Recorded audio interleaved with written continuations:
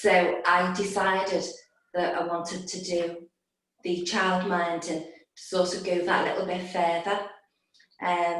Saeid's background is Merseyside Police. He was a police officer, he was an inspector.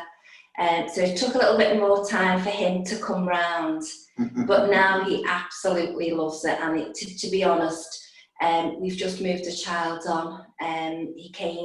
He was born, came to us straight away, and we've had him for 5 months, and he went back 2 weeks Friday. Wow. Dad's still crying. I'm just glad of the peace for now. So it's the best job that I've ever done. I feel like we do, even if it's a child that comes and it might only be for 5 weeks, you know, what that child gives to us, let alone what we do for them. You know, I find it doesn't matter if a child just stayed for 2 hours, you can still impact on that child. It's quite funny because although we've been doing it for 8 years, you get that phone call from fostering.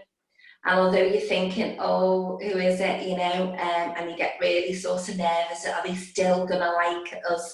You know, are we going to fit in with that child? When it's a newborn, okay, it's different. Yeah. But, you know, you still have your worries. And, you know, children are so resilient and they just, you know, although I know it must be the hardest thing for a child to just turn up at someone's house.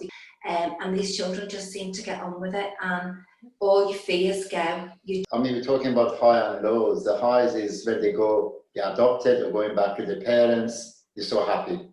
And they're still in touch. And the way I look at it, I was talking to Lynn the other day, is that it's not even changing one child's life.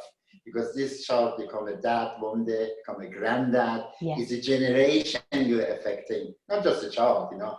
And I'm often hear from social services that, oh, you only need a roof over the head, only a safe environment. For one night. And what we have to look at it, every child is different, the needs different. And for a foster care, they got to be adapt. Yes, yeah. Adapt to the needs of child. And I think that's how I can explain how we can, based on needs of the children, because some of these children have been neglected, some of them is mentally, physically, and you need that nurturing, and you got to work much, much harder than your own children, you know. Yeah. And so when I retired, Lynn said, can you do fostering? I said, well, I'm not sure, but try, see if you like it, you know. So that was about 8 years ago, you know.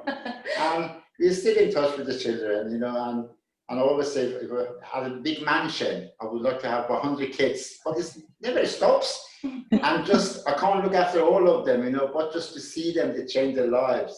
Charlie came because he was 1 day old. Yeah. And very small, tiny, you know, 6 pounds or 6 pounds. But when he went, big chubby boy, lovely. So 18 pounds. And first thing in the morning was smiling. Yeah. And nighttime was going with the smile, was going to bed. You know, everything is smile. And you do miss that. And that's, you can't put any price or anything, that affection and that's the high of the fostering. You know? Yeah.